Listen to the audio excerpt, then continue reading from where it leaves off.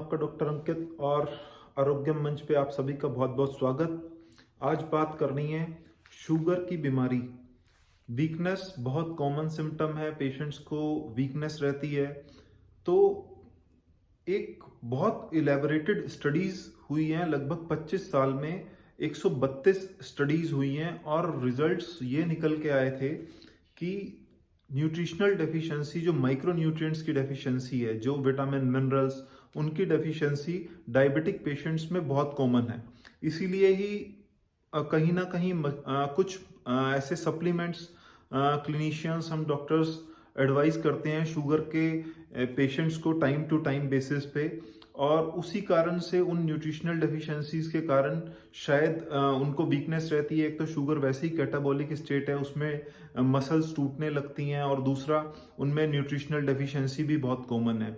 तो निकल के क्या आता है स्टडीज में कि सबसे कॉमनली एनकाउंटर्ड अगर कोई डेफिशिएंसी है तो पहली चीज that is vitamin D deficiency, जो लगभग 60% डायबिटिक पेशेंट्स को, 60% शुगर के मरीजों में यूजुअली पाई जाती है। और हम सब जानते हैं कि अगर विटामिन डी की कमी है तो हमारी बोन्स वीक हो जाती हैं, हड्डियां ऑस्टियोपोरोसिस होने लगती है, बोन जो हैं उनमें कहीं ना कहीं छिद्र आने लगते हैं, तो हमें वीकनेस लगती है, पेन्स रहता है बॉडी में।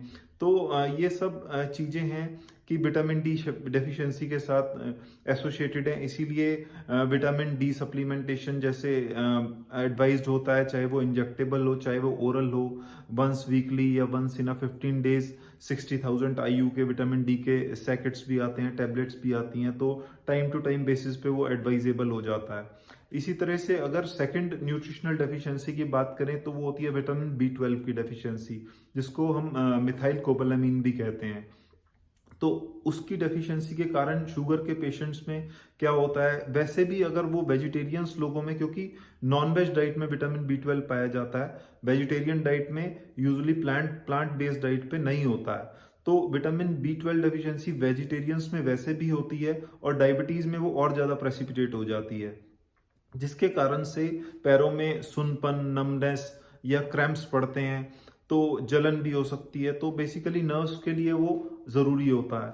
तो विटामिन B12 भी बहुत इंपॉर्टेंट है इस पे, और स्पेशली जब डायबिटिक पेशेंट, क्योंकि मेटफॉर्मिन जो है आज की डेट में डायबिटीज़ का ड्रग ऑफ चॉइस है। जैसे सबसे फर्स्ट ड्रग दिया जाता है अगर पेशेंट को कोई और प्रॉब्लम ना हो, अगर किडनी फेलियर है तो शायद मेटफॉर्मिन तब नहीं देना है, या जब वो कॉन्ट्राइंडिकेटेड है, जिन कंडीशंस में वो शुगर में नहीं दिया जाता।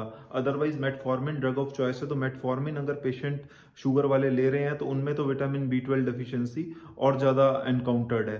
तो विटामिन B12 डेफिशिएंसी से एक तो वो पैरों में सुनपन और जो सिम्टम्स मैंने बताया, इसके साथ साथ वो हमारे खून के लिए भी जरूरी होता है, तो हीमोग्लोबिन भी डाउन होने लगता है, क्योंकि विटामिन B12 हमारे को फोलिक एसिड के साथ ब्लड सेल बनाने में भी मदद करता है। इसीलिए तीसरी वाली अगर हम डेफिशिएंसी की बात करें तो वो होती है आयरन की। आयरन की डेफिशिएंसी भी एक बहुत कॉमन है, और हमारे इंडिया में तो आयरन डेफिशिएंसी एनीमियाज वैसे ही पाए जाते हैं। तो हम सब जानते हैं कि खून बनाने के लिए आयरन की ज़रूरत है, और आयरन रिच फूड की भी ज़रूरत है।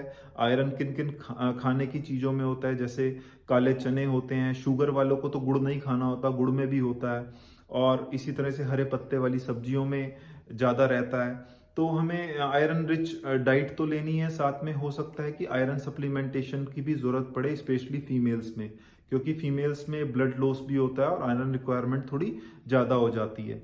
और फोर्थ, अगर हम माइक्रो न्यूट्रिएंट की बात करें जिसकी डेफिशिएंसी डायबिटीज़ में होती है, वो होती है मैग्नीशियम की। तो मैग्नीशियम भी हमारी नर्व्स की ग्रोथ के लिए बहुत ज़रूरी है और हार्ट के लिए ज़रूरी है। तो अगर मैग्नीशियम की कमी से भी पैरों में सुनपन या टिंगलिंग, नमनेस होने लगती है, और हार्ट के लिए भी वो उतना ज़रूरी है। और किन किन चीज़ों में मैग्नीशियम यूजुअली पाया जाता है, तो वही हरे पत्ते वाली सब्जियां जो होती हैं, ग्रीन लीफी वेजिटेबल्स में मैग्नीशियम अच्छा होता है। और ड्राई फ्रूट्स अगर हम बात करें तो बादाम, काजू, तो इनमें भी अच्छा होता है। ऑल्दो काजू हाई कैलोरी फूड है, तो शुगर वालों को थोड़ा ध्यान से खाना चाहिए। तो दोस्तों याद रखिएगा कि वीकनेस, शुगर अगर कंट्रोल भी रहती है तो भी वीकनेस इन न्यूट्रिशनल डेफिशिएंसी के कारण भी हो सकती है डायबिटीज में, और डायबिटीज में ज्यादा कॉमनली एनकाउंटर्ड है। ओवरऑल अगर बात करें तो लगभग 45% पेशेंट में कोई ना कोई न्यूट्रिशनल डेफिशिएंसी होती है डायबिटीज़ में। वैसे भी हमारे हिंदुस्तान में न्यूट्रिशनल डेफिशिएंसी बहुत कॉमन है और डायबिटीज़ में वो और ज़्यादा हो जाती है। तो 45% का मतलब लगभग आधे पेशेंट्स में न्यूट्रिशनल डेफिशिएंसी शुगर वाले में होती है। तो उसको टाइम से करेक्ट करना बहुत ज़रूरी है। तो समय पे क्लिनिशियन की विजिट, समय पे डॉक्टर की विजिट, जो ट्रीटमेंट में मॉडिफिकेशन की ज़रूरत है वो भी करना ज़रूरी है। तो इसीलिए सब चीज़ों का ध्यान रखिएगा। आपको अपनी हेल्थ का ध्यान खुद ही रखना है, कोई और नहीं रखेगा। इसी के साथ मिलेंगे अगली वीडियो के साथ, लेकिन तब तक चैनल को शेयर करना, सब्सक्राइब करना, वीडियो को कमेंट और लाइक करना मत भूलिएगा। मिलते हैं नेक्स्ट वीडियो के साथ, तब तक बाय बाय।